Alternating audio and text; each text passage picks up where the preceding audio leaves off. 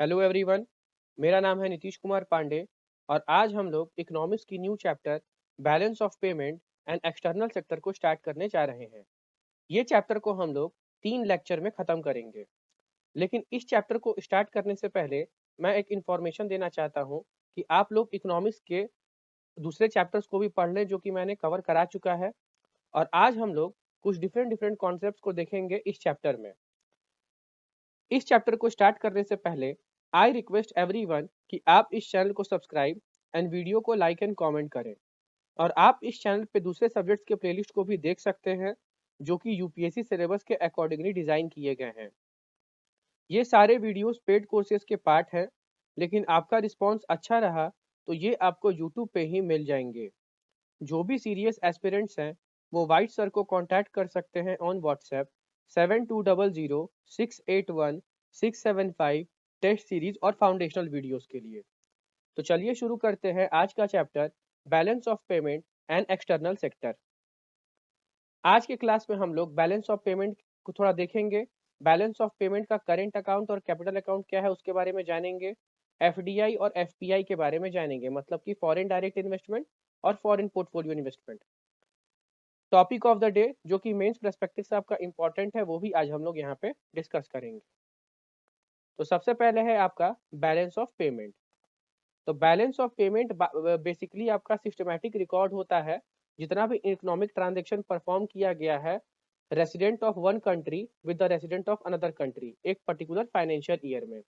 मतलब कि अगर एक कंट्री है जिसका नाम है ए, दूसरा कंट्री है जिसका नाम है बी, तो रेसिडेंट जितना भी कंट्री ए के हैं, जितना भी वो इकोनॉमिक ट्रांजेक्शन परफॉर्म किए हैं रेसिडेंट बी के कंट्री के साथ एक फाइनेंशियल ईयर में, उसके सिस्टमैटिक रिकॉर्ड को हम लोग बैलेंस ऑफ पेमेंट कहते हैं।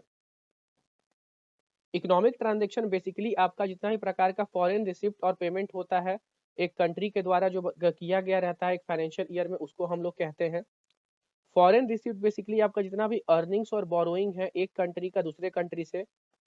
और बैलेंस ऑफ पेमेंट बेसिकली आपका एक ओल्डेस्ट और मोस्ट इंपॉर्टेंट स्टैटिस्टिकल स्टेटमेंट होता है किसी भी कंट्री का। अगर फॉरेन रिसिप्ट जो है कुछ सालों तक एक्यूमुलेट होता है तो वो आपका फॉरेक्स बन जाता है, forex reserve of the country.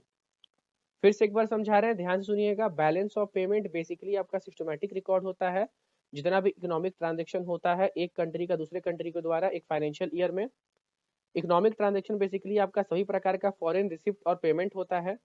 और फॉरेन रिसिप्ट आपका जितना भी अर्निंग और बोरोइंग हुआ है एक कंट्री का दूसरे कंट्री से, वो आपका फॉरेन रिसिप्ट के अंदर आता है। बैलेंस ऑफ पेमेंट जो है वो एक स्टैटिस्टिकल स्टेटमेंट है किसी भी कंट्री का। और फॉरेन रिसिप्ट का अगर एक्यूमुलेशन होता है कुछ सालों तक तो वो आपका फॉरेक्स रिजर्व बन जाता है कंट्री का। तो ये कुछ कुछ पॉइंट है बैलेंस ऑफ पेमेंट का जो कि बहुत ही इंपॉर्टेंट है। नेक्स्ट हम लोग पढ़ेंगे बैलेंस ऑफ पेमेंट के दो अकाउंट्स होते हैं, करेंट अकाउंट और कैपिटल अकाउंट। करेंट अकाउंट में दो कंपोनेंट्स है, विजिबल और इनविजिबल कंपोनेंट। और कैपिटल में आपका एसेट और लाइबिलिटी है। तो सबसे पहले हम लोग डील करेंगे बैलेंस ऑफ पेमेंट के करेंट अकाउंट के साथ। तो करेंट अकाउंट नाम से ही पता चल गया होगा कि जो भी goods and services currently produced हुआ है तो उसका जो पेमेंट होता है वो आपका करेंट अकाउंट डील करता है। इसमें आपका क्लेम्स पे जो भी इंटरेस्ट अर्न और पेड हुए हैं उसको इंक्लूड किया गया है। जो भी गिफ्ट एंड डोनेशन है उनको भी यहाँ पे इंक्लूड किया गया है। करेंट अकाउंट जो बैलेंस ऑफ पेमेंट का होता है वो नेशनल इनकम को डायरेक्टली अफेक्ट करता है। नेक्स्ट है आपका करेंट अकाउंट का एक फ्लो चार्ट हम लोग देख लेते हैं। करेंट अकाउंट में आपका ट्रेड इन गुड्स आता है, ट्रेड इन सर्विसेज आता है और ट्रांसफर पेमेंट आता है। तो ट्रेड इन गुड्स से बेसिकली हम लोग इंपोर्ट और एक्सपोर्ट को इंक्लूड करते हैं। ट्रेड इन सर्विसेज में हम लोग नेट फैक्टर इनकम और नेट नन फैक्टर इनकम को इंक्लूड करते हैं। नेट फैक्टर इनकम में आपका net income from compensation of employees और नेट इन्वेस्टमेंट इनकम दोनों आ जाता है। लेकिन नेट नन फैक्टर इनकम में आपका शिपिंग सर्विसेज हो गया, बैंकिंग हो गया, इंश्योरेंस हो गया, ये सब को इंक्लूड किया जाता है। ट्रांसफर पेमेंट में आपका गिफ्ट रेमिटेंसेज और ग्रांट्स ये सब इंक्लूड हो जाता है। तो ये बेसिकली आपका यहाँ पे balance of payment current account complete हो गया है। नेक्स्ट है आपका balance of payment capital account. तो कैपिटल अकाउंट बेसिकली आपका कैपिटल रिसिप्ट्स के साथ डील करता है। जितना भी कैपिटल रिसिप्ट्स और पेमेंट आपका डेट और क्लेम का है वो आपका कैपिटल अकाउंट उसके साथ डील करेगा। कैपिटल अकाउंट जो होता है उसका कोई भी डायरेक्ट प्रभाव नहीं होता है आपका नेशनल इनकम पे। ये बेसिकली आपका जो भी वॉल्यूम ऑफ एसेट्स एक कंट्री होल्ड करता है उसको ही सिर्फ इन्फ्लुएंस करता है। एक बार फिर से बता रहे हैं, ध्यान सुनिएगा। कैपिटल अकाउंट जो होता है वो आपका capital receipt and payment of debt and claim के साथ डील करता है। इसका कोई भी डायरेक्ट प्रभाव नहीं है लेवल ऑफ इनकम पे। बेसिकली ये आपका वॉल्यूम ऑफ एसेट जो भी एक कंट्री होल्ड करता है सिर्फ उसी को इन्फ्लुएंस करता है। तो ये आपका balance of payment capital account होता है। इसको थोड़ा फ्लो चार्ट में देख ले। इसका 3 प्रकार हो सकता है, जैसे कि इन्वेस्टमेंट, एक्सटर्नल बोरोइंग और एक्सटर्नल असिस्टेंस। तो इन्वेस्टमेंट में 2 आता है, डायरेक्ट इन्वेस्टमेंट और पोर्टफोलियो इन्वेस्टमेंट, जिसको हम लोग थोड़ा डिटेल में देखेंगे आज ही के क्लास में। और एक्सटर्नल बोरोइंग में आपका एक्सटर्नल कमर्शियल बोरोइंग हो गया, शॉर्ट टर्म डेट हो गया, ये सब आपका इंक्लूडेड रहता है। एक्सटर्नल असिस्टेंस में आपका गवर्नमेंट एड हो गया या इंटर गवर्नमेंटल जो भी मल्टीलैटरल और बायलैटरल लोन्स होता है, ये सब आपका एक्सटर्नल असिस्टेंस में इंक्लूडेड रहता है। मैंने बताया था कि करेंट अकाउंट जो होता है उसमें 2 कंपोनेंट्स होते हैं, नेट विजिबल्स और नेट इनविजिबल्स।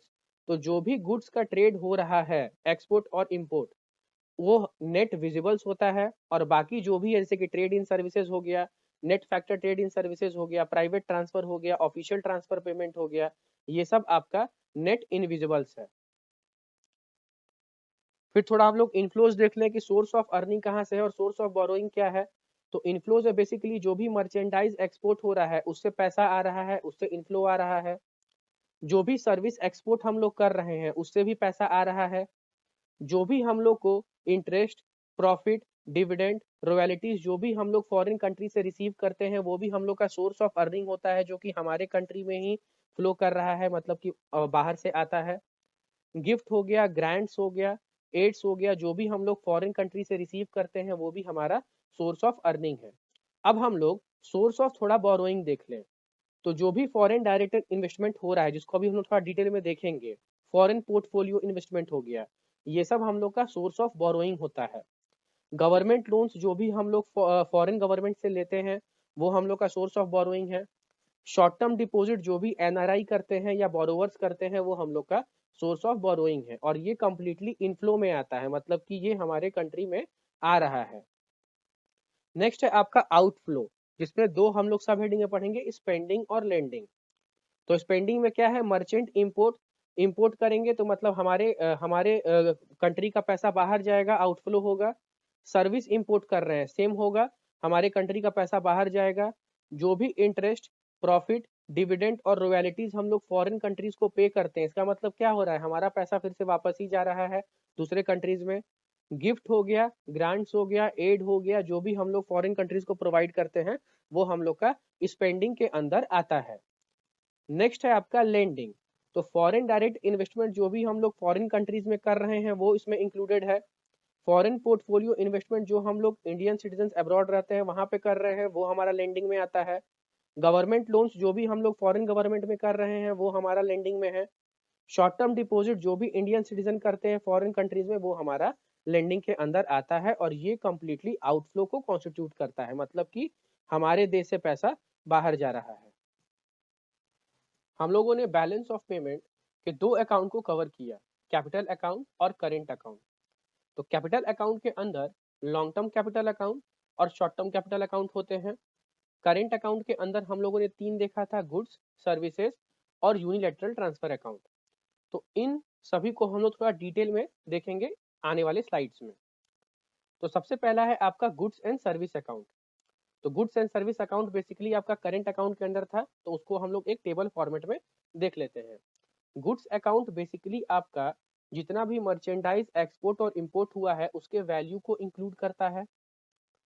गुड्स अकाउंट जो होता है वो आपका विजिबल कंपोनेंट है बीओपी अकाउंट का। बीओपी मतलब बैलेंस ऑफ पेमेंट अकाउंट का। अगर आपका एक्सपोर्ट और इंपोर्ट ऑफ गुड्स अगर इक्वल हो जाता है तो हम लोग उसको गुड बैलेंस बोलते हैं। लेकिन एक्सपोर्ट ऑफ गुड अगर ज़्यादा होता है इंपोर्ट से तो हम लोग उसको पॉजिटिव गुड बैलेंस बोलते हैं। और इसका उल्टा भी होता है, अगर इंपोर्ट ज़्यादा बड़ा हो गया एक्सपोर्ट से तो वो नेगेटिव गुड बैलेंस हो जाएगा। अब देख लेते हैं सर्विस अकाउंट में। तो सर्विस अकाउंट बेसिकली आपका जितना भी सर्विसेज एक्सपोर्ट हुआ है और इंपोर्ट हुआ है एक कंट्री के द्वारा एक ईयर में, उसको हम लोग सर्विस अकाउंट के अंदर इंक्लूड करते हैं। और ये आपका इनविजिबल कंपोनेंट होता है बीओपी अकाउंट का। बीओपी मतलब balance of payment account. Service transaction में बेसिकली आपका ट्रांसपोर्टेशन, बैंकिंग, इंश्योरेंस सर्विसेज आ जाएगा, टूरिज्म और ट्रैवल आ जाएगा, डोमेस्टिक स्टूडेंट जो भी आपका फॉरेन कंट्रीज में रिसाइड करते हैं ये सब आपका इसके अंदर आता है। और कुछ कुछ एक्स्ट्रा भी दिए हुए हैं, वो थोड़ा आप लोग रीड कर लीजिएगा। नेक्स्ट है आपका यूनिलैटरल ट्रांसफर अकाउंट। तो यूनिलैटरल ट्रांसफर अकाउंट के अंदर ग्रांट्स, गिफ्ट्स, रेमिटेंसेज ये सब इंक्लूडेड होते हैं। जो भी हम लोग रिसीव कर रहे हैं या पे कर रहे हैं फॉरेन कंट्रीज को, वो हम लोग यूनिलैटरल ट्रांसफर अकाउंट बोलते हैं। यहाँ पे जो भी का मतलब है ग्रांट्स, गिफ्ट्स और रेमिटेंसेज।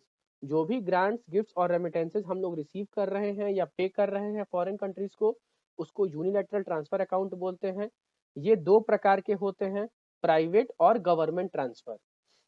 इनको हम लोग यूनिलैटरल इसलिए बोलते हैं क्योंकि यहाँ पे रीपेमेंट का कोई भी ऑब्लिगेशन नहीं होता है, कोई भी लाइबिलिटी नहीं होता है, इसीलिए हम लोग इसको यूनिलैटरल कहते हैं। प्राइवेट और गवर्नमेंट ट्रांसफर ये भी आपका करेंट अकाउंट के अंदर ही आता है। तो प्राइवेट ट्रांसफर नाम से ही पता चल गया होगा कि एक पर्सन से दूसरे पर्सन को अगर हम लोग ट्रांसफर करते हैं तो वो आपका प्राइवेट ट्रांसफर होता है। लेकिन गवर्नमेंट ट्रांसफर में क्या होता है कि जो भी फॉरेन इकोनॉमिक और मिलिट्री एड एक कंट्री दूसरे कंट्री को दे रहा है वो आपका गवर्नमेंट ट्रांसफर है। प्राइवेट ट्रांसफर में जो भी मनी और फंड रिसीव हो रहा है या हम लोग पे कर रहे हैं citizen of one country to the citizen of another country, वो आपका प्राइवेट ट्रांसफर में इंक्लूडेड हो जाता है। लेकिन गवर्नमेंट ट्रांसफर में जो ट्रांसफर होता है वो एक कंट्री के गवर्नमेंट से दूसरे कंट्री के गवर्नमेंट को होता है या हम लोग उसको रिसीव करते हैं।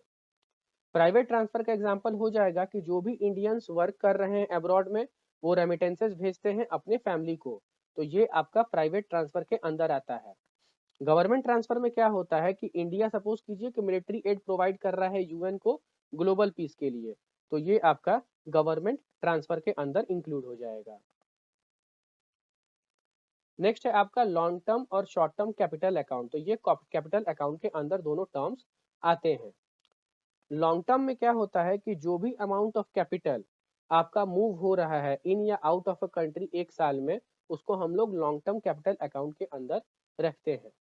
शॉर्ट टर्म कैपिटल में क्या होता है कि शॉर्ट टर्म कैपिटल अकाउंट में एक साल से कम का टाइम पीरियड होता है, मतलब कि जो भी कैपिटल आपका इन और आउट मूव कर रहा है एक कंट्री का एक साल से कम टाइम पीरियड तक के लिए, उसको हम लोग शॉर्ट टर्म कैपिटल अकाउंट में इंक्लूड करते हैं। लॉन्ग टर्म कैपिटल अकाउंट में आपका एफडीआई, एफपीआई और गवर्नमेंट लोन्स इंक्लूडेड होता है। एफडीआई बेसिकली क्या होता है कि जो भी होम कंट्री के जो सिटीजन्स हैं, फॉर्म्स हैं, वो फॉरेन कंट्री में जाके इन्वेस्ट करते हैं या फॉरेनर्स होस्ट कंट्री में आके इन्वेस्ट करते हैं, तो वो आपका एफडीआई के अंदर आते हैं। एफपीआई में क्या हो रहा है कि जो भी इन्वेस्टमेंट होम कंट्री के सिटीजन या फर्म के द्वारा किया जा रहा है स्टॉक या डेट मार्केट में दूसरे कंट्री में, मतलब कि फॉरेन कंट्री में, तो वो आपका एफपीआई के अंडर आते हैं। शॉर्ट टर्म कैपिटल अकाउंट में आपका bank deposit, short term payment और क्रेडिट अरेंजमेंट ये सब आपका इंक्लूडेड रहता है। नेक्स्ट है आपका एफडीआई वर्सेस एफपीआई, मतलब फॉरेन डायरेक्ट इन्वेस्टमेंट और foreign portfolio investment. Foreign direct investment और फॉरेन पोर्टफोलियो इन्वेस्टमेंट बेसिकली हम लोगों ने प्रीवियस स्लाइड में ही थोड़ा समझ लिया था, यहाँ पे थोड़ा हम लोग डिफरेंस के फॉर्म में थोड़ा हम लोग देख लेते हैं। फॉरेन डायरेक्ट इन्वेस्टमेंट जो इन्वेस्टमेंट होता है वो कंपनी या इंडिविजुअल के द्वारा होता है दूसरे कंट्री के बिजनेस में, ताकि नया बिजनेस स्टार्ट किया जा सके या जो भी एग्जिस्टिंग बिजनेस है उसको एक्वायर किया जा सके। लेकिन फॉरेन पोर्टफोलियो इन्वेस्टमेंट जो होता है वो एक कंपनी या इंडिविजुअल के द्वारा इन्वेस्ट किया जाता है स्टॉक और डेट मार्केट दूसरे कंट्री में, मतलब कि दूसरे कंट्री के स्टॉक और डेट मार्केट में जो भी इन्वेस्टमेंट आपका एक कंपनी या इंडिविजुअल करता है वो आपका फॉरेन पोर्टफोलियो इन्वेस्टर के अंदर आता है, इन्वेस्टमेंट के अंदर आता है। एफडीआई में बेसिकली आपका ओपन इकोनॉमीज में होता है। फॉरेन पोर्टफोलियो इन्वेस्टमेंट का बेसिकली आपका ऑब्जेक्टिव ही होता है क्विक प्रॉफिट। और ये क्विक प्रॉफिट कैसे हो सकता है? सेल्स और बॉन्ड्स के खरीदारी और बेचने के थ्रू, मतलब हम लोग उसको बेचेंगे या खरीदेंगे तो गुड प्रॉफिट हो जाता है, तो वो आपका फॉरेन पोर्टफोलियो इन्वेस्टमेंट के अंदर आता है, मतलब कि एफपीआई के अंदर आता है। एफडीआई जो होता है वो आपका लंबे समय के लिए होता है, और एफपीआई जो होता है वो बहुत ही ज्यादा वोलेटाइल होता है। तो ये आपका बेसिक डिफरेंस है एफडीआई और एफपीआई के बीच में। एक और डिफरेंस देख लेते हैं। एफडीआई में ओईसीडी के हिसाब से जो भी इन्वेस्टमेंट का जो थ्रेशोल्ड है जिसके तहत हम लोग कंसिडर करेंगे कि ये एफडीआई है, वो 10% है या उससे ज्यादा है। उसी तरह एफपीआई में जो भी इन्वेस्टमेंट आपका 10% से कम होता है फॉरेन कंपनीज में, उसको हम लोग एफपीआई कंसिडर करते हैं। FDI a deeper look, stages में थोड़ा समझते हैं कि एफडीआई हॉरिजॉन्टल में क्या होता है और वर्टिकल में क्या होता है। जो भी फॉरेन फर्म्स सेम टाइप का बिजनेस ऑपरेशन अगर इस्टेब्लिश करते हैं होस्ट कंट्री में, जिस तरह से वो अपने होम कंट्री में उस बिजनेस को चला रहे हैं, तो वो आपका हॉरिजेंटल एफडीआई होता है। लेकिन अगर foreign firms different business establish कर रहे हैं लेकिन रिलेटेड है एक तरह से होस्ट कंट्री में, तो वो आपका वर्टिकल एफडीआई होता है। एफपीआई अ डीपर लुक, इसमें हम लोग दो देखेंगे, फॉरेन इंस्टीट्यूशनल इन्वेस्टर और foreign qualified investors.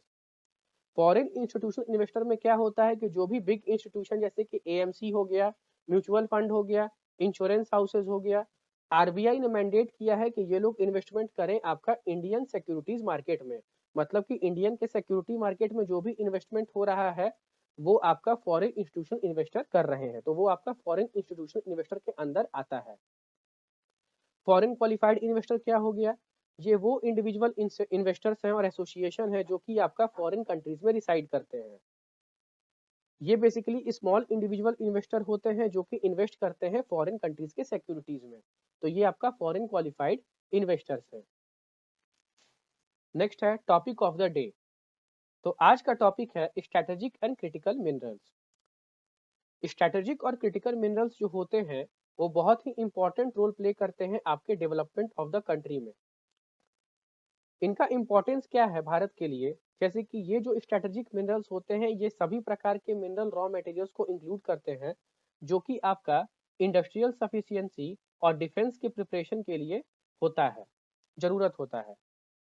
Council on energy, environment and water ने एक रिपोर्ट पब्लिश किया है जिसके तहत 12 क्रिटिकल मिनरल्स जो हैं वो बहुत ही इंपॉर्टेंट रोल प्ले करते हैं आपका मेक इन इंडिया प्रोग्राम के सक्सेस के लिए। क्रिटिकल मिनरल्स जैसे कि बेरिलियम हो गया, रेयर अर्थ हो गया, जर्मेनियम हो गया, स्ट्रॉन्टियम हो गया, इनका स्पेशलाइज्ड यूज है रेंज ऑफ इंडस्ट्रीज और मॉडर्न एप्लीकेशन में, जैसे कि आपका इलेक्ट्रिक व्हीकल है, एरोस्पेस है, तो ये सब में इनका यूज होता है। प्रेजेंट स्टेटस इन सभी मिनरल्स का क्या है भारत में। इंडिया जो है वो टोटली इंपोर्ट डिपेंडेंट है, 7 आउट ऑफ 12, मतलब टोटल 12 मिनरल हैं, तो 12 मिनरल्स में से 7 ऐसे मिनरल हैं जिसमें इंडिया जो है वो टोटली इंपोर्ट डिपेंडेंट है, मतलब कि बाहर के देशों से वो मंगाता है। इंडिया जो है वो अभी हैविली डिपेंडेंट है इन सभी मिनरल्स के इंपोर्ट पे दूसरे कंट्री से, जैसे कि चाइना हो गया, तो चाइना पे भारत जो है वो बहुत ज़्यादा डिपेंडेंट है इन सभी मिनरल्स के लिए। तो मिनरल सिक्योरिटी को इंश्योर करने के लिए भारत को क्या क्या चैलेंजेस फेस करना पड़ रहा है, जैसे कि लो रिसोर्स बेस है इंडिया में इन सभी मिनरल्स का। दूसरा, जो भी रिसोर्सेज का डिस्ट्रीब्यूशन हुआ है वो इनइक्वल है। उसके बाद स्ट्रेटेजिक मिनरल्स का जो डिमांड है वो बढ़ चुका है, तो ये सब चैलेंजेस फेस करना पड़ रहा है। एक बार फिर से बता रहे, ध्यान सुनिएगा। प्रेजेंट स्टेटस जो इंडिया का है वो आपका टोटली इंपोर्ट डिपेंडेंट है। भारत जो है वो दूसरे देशों पर डिपेंड कर रहा है इन मिनरल्स में, जैसे कि आपका चाइना हो गया, और मिनरल सिक्योरिटी को इंश्योर करने के लिए कुछ कुछ बाधाएं भी आ रही हैं भारत को, जैसे कि लो रिसोर्स बेस हो गया, in equal distribution of resources है, उसके बाद increase demand for strategic minerals हो चुका है। तो ये सब कुछ कुछ पॉइंट्स हैं इसके संदर्भ में। मेंस का क्वेश्चन जो कि मैंने फ्रेम किया है, पहला क्वेश्चन है the strategic and critical minerals play a very important role in promoting development and ensuring security of the country discuss. तो मैंने जो भी पॉइंट्स वहां पे पीछे लिखा है स्लाइड्स में, उसको आप लोग देखिए, याद कीजिए और कुछ कुछ पॉइंट खुद से सोच के भी लिखिए, तो इससे क्या होगा, आपका नॉलेज बेस भी थोड़ा बढ़ेगा और सोचने का भी बेस थोड़ा आपका बढ़ेगा और जो कि आपको बहुत ही हेल्पफुल होगा मेंस के एग्जाम में। दूसरा क्वेश्चन है, what are the challenges associated with mineral security in India, suggest some measures to ensure mineral security in India. तो मैंने 3 चैलेंजेस को लिखा है और कुछ चैलेंजेस आप रिसर्च थोड़ा कर लीजिए और सोचिए भी, और उसके संदर्भ में कुछ मेजर्स भी सोचिए ताकि मिनरल सिक्योरिटी को हम लोग इंश्योर कर सकें। Thank you. आशा करते हैं कि आपको वीडियो आज अच्छा लगा होगा। तो इस चैनल को सब्सक्राइब कीजिए, वीडियो को लाइक कीजिए और कमेंट कीजिए। जय हिंद, जय भारत।